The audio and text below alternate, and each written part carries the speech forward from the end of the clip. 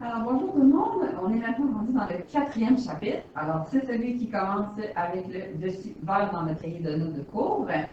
Et dans ce chapitre-là, on va parler des fonctions. Et ça, là, c'est le chapitre en secondaire 3. C'est vraiment un gros chapitre. Il y a beaucoup de choses là-dedans. C'est pas nécessairement difficile, mais c'est parce qu'il y en a beaucoup à comprendre, il y en a beaucoup à retenir. Et c'est surtout un chapitre excessivement important cette année, oui, mais aussi pour le secondaire 4 et le secondaire 5. Alors, c'est vraiment là le chapitre où tu dois te concentrer le plus, réfléchir, faire tes exercices, faire tes devoirs, faire tes choses, parce que c'est vraiment, vraiment important, autant pour nous en secondaire 3 que l'année prochaine en 4 et en 5. Alors, on commence doucement. Alors, la première chose que je vais faire avec toi, c'est un rappel de ce que vous avez déjà vu, qu'on va réutiliser beaucoup, beaucoup, beaucoup dans ce chapitre-là. Alors, ça, c'est quelque chose que tu as déjà vu. C'est comment est-ce qu'on peut diviser les variables. Alors, les variables, là, ça va être quand on va avoir des problèmes. Ça va être quelque chose qu'on va utiliser, évidemment, tu le sais, hein, c'est ce qu'on utilise depuis le début de l'année, des variables pas mal. Alors, les variables dans les problèmes, là, ça va représenter du temps, ça va représenter de l'argent, ça va représenter plein de choses. Il faut que tu sois capable de les catégoriser comme il faut si tu veux faire les bons calculs, les bons graphiques et les bonnes choses. Alors, les variables, on peut les séparer en deux. La première catégorie, c'est quantitative et la deuxième, qualitative. Alors, quand on te parle des variables quantitatives, il faut que ça soit des nombres. Alors, ce sont des choses qu'on peut compter. Alors, que ce soit des nombres, je ne sais pas, d'animaux, l'argent, le temps, la distance, c'est des choses qu'on peut mesurer, qu'on peut compter. Tandis que qualitative, ça va être quelque chose qui est plus généralement avec soit des mots ou des qualités. Alors, la deuxième catégorie, elle, par contre, c'est qualitative. Et là-dedans, c'est plutôt des mots en général, des qualités. Parfois, tu vas voir, il y a des nombres, mais ce n'est pas des nombres qu'on peut calculer. Ce n'est pas quelque chose qu'on peut mesurer. Souvent, là, ça va être plutôt comme des codes. Tu sais, par exemple, si on parle d'un numéro de téléphone, même si c'est des numéros, là, je ne peux pas faire grand calcul avec ça, un numéro de téléphone. On pourrait aussi utiliser les codes barres. Tu sais, ce qu'on scanne là, à la caisse dans les magasins, là, il y a des numéros là-dedans. Ben, ça aussi, hein, je ne peux pas rien faire avec ça. Alors, ce sont des mots principalement, parfois des nombres qui vont plutôt représenter des codes, donc on ne peut pas calculer. Et ça, ben, par exemple, les mots, je te donnais des exemples de codes, mais les mots, ça pourrait être ta couleur préférée. Je ne peux pas faire grand calcul avec ça. Donc, ça, ce sont des variables qualitatives. Là, tu vas remarquer que les quantitatives, donc les nombres, on peut les séparer en deux catégories. La première, discrète, et la deuxième, continue.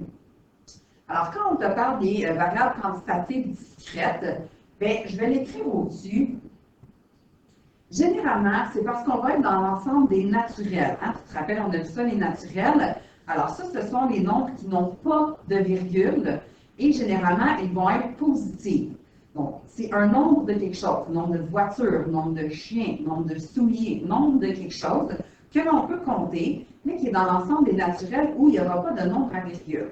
Alors que, évidemment, tu as compris, hein, pour les variables continues, là, on sera dans les nombres réels. Donc, il y aura des nombres à virgule là-dedans. Alors, du temps, de la distance, ton âge, hein, tu peux avoir 17 ans et demi. Donc, là-dedans, ce sera des variables où on peut avoir des nombres à virgule.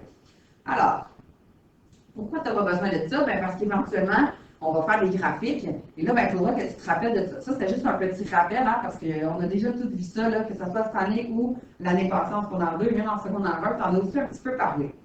Nous, ce qui va nous intéresser beaucoup, beaucoup, beaucoup en troisième secondaire et l'année prochaine aussi en quatrième secondaire, c'est les variables dépendantes et indépendantes.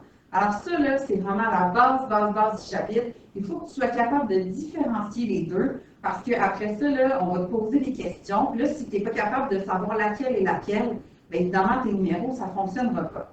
Alors, faire les choses. Un lien entre deux variables, ça s'appelle une relation.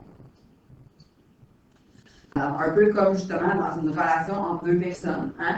Il y a deux variables là-dedans. Hein? Il y a deux personnes, que ce soit un gars, une fille, deux gars, peu importe.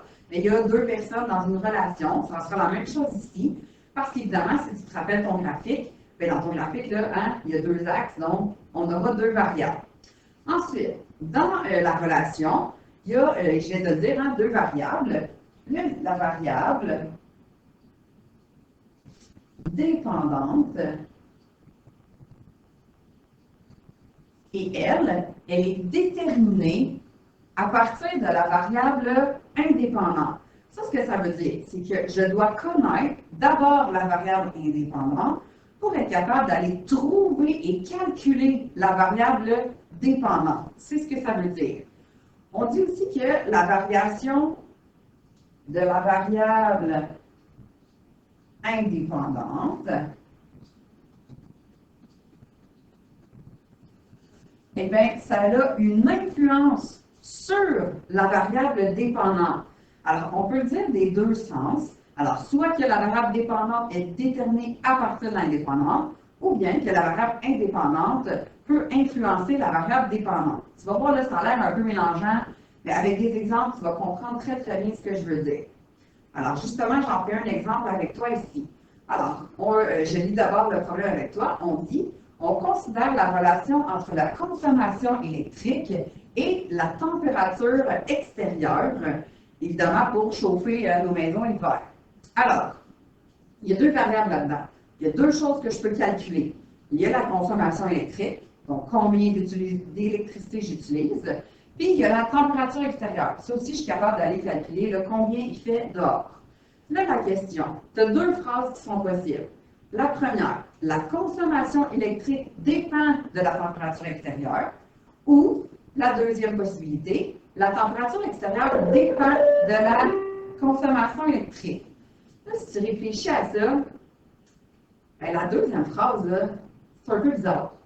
La température dépend de la consommation électrique. Ça voudrait dire que si moi, je chauffe beaucoup ma maison, bien là, la température dehors, elle va changer.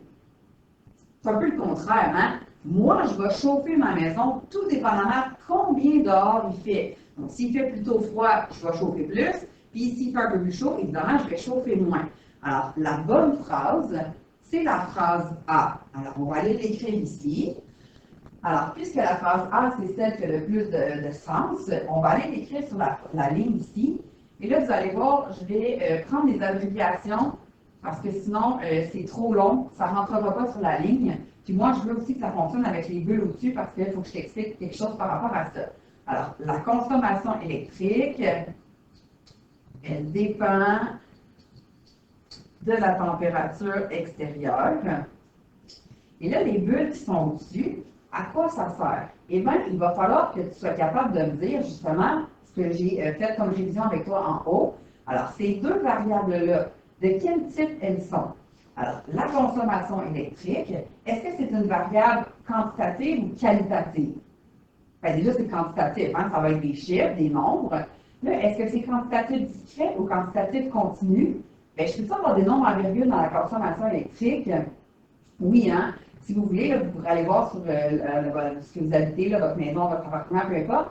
Là, le compteur d'Hydro-Québec, vous allez voir qu'il y a des nombres à virgule là-dedans. Alors ça, c'est une variable. Et là, je vais mettre C au-dessus pour dire que c'est une variable continue. Je peux avoir des nombres à virgule.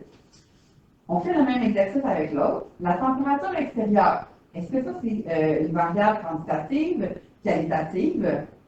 Quantitative, hein? Je peux calculer ça. Mais est-ce que c'est quantitatif discret ou continu? Est-ce qu'il pourrait y avoir des nombres à virgule? Bien sûr. Alors, la température aussi, c'est une variable continue. Bon, là maintenant, on me demande la variable dépendante. Alors, si ça, c'est la phrase qui est la bonne, bien, laquelle des deux est la variable dépendante? Bien, si tu lis la phrase, ça te donne pas mal la réponse. La consommation électrique dépend de la température. Donc, la variable dépendante, c'est la consommation électrique. Elle va dépendre de combien il fait à l'extérieur. Donc, consommation électrique. Alors, pour te pratiquer, tu vas voir dans la page suivante, il y en a vraiment tout plein. Alors, j'en fais un avec toi, justement pour te montrer comme il faut, comment ça fonctionne. Je vais te laisser faire les autres. Évidemment, on mettra le corrigé à la fin. Alors ici, on considère la relation entre l'allocation de Julie et le nombre de revues qu'elle a achetées. Allocation, pour ceux qui ne s'en rappellent pas, c'est le montant que tes parents te donnent si tu fais ton lit, si tu fais le gazon, bon, peu importe. Alors, l'allocation que Julie va recevoir, puis le nombre de revues qu'elle a achetées. Alors, maintenant qu'on a trouvé nos deux variables, là, il faut aller trouver la phrase qui est la bonne. Hein? Je te rappelle qu'il y a deux possibilités, mais là, il faut aller trouver la bonne. Alors, est-ce que l'allocation de Julie dépend du nombre de revues qu'elle a achetées, ou bien est-ce que c'est le contraire? Le nombre de revues dépend de l'allocation qu'elle va recevoir. Bien, évidemment, la bonne réponse, c'est la deuxième. Hein? Alors, le nombre de revues qu'elle peut acheter, ça va dépendre de son allocation. Si elle reçoit 5 $, 10 $ ou 20 $, bien évidemment, elle n'achètera pas le même nombre de revues. Le nombre de revues, est-ce que c'est une variable qui est discrète ou continue? Est-ce que je peux avoir des nombres à virgule? Pas bien, hein? Tu peux acheter une revue, deux, tu peux acheter une demi-revue. Donc, c'est une variable qui est quantitative discrète. Et l'allocation, elle, est-ce que c'est une variable qui est quantitative discrète ou continue? Continue, hein? On peut avoir des nombres à virgule. Tes parents pourraient te donner 5 et 25 s'ils veulent. OK? Maintenant, si la phrase, c'est celle-là, bien, la variable dépendante, c'est quoi? Bien, c'est le nombre de revues qui dépend. Donc, c'est elle, la variable dépendante. Donc, le nombre de revues qu'elle pourra acheter, c'est la variable dépendante. Alors, je te laisse maintenant essayer les autres ici. C'est tout le même principe, mais avec des exemples différents. Puis, vous en avez aussi ici deux. Là, vous allez voir que ces deux-là, par contre, sont un petit peu différents. Là, dans ceux-là, je ne te demande pas c'est laquelle la phrase qui est la bonne. Là, je veux que tu sois capable de déjà me dire laquelle est la variable dépendante et laquelle est la variable indépendante. Alors, je te laisse les essayer. Évidemment, s'il y a quoi que ce soit, gênez-vous pas, levez la main, on va aller vous voir. Puis, il y aura le corriger à la fin de la capsule pour pouvoir vous corriger. Bonne journée!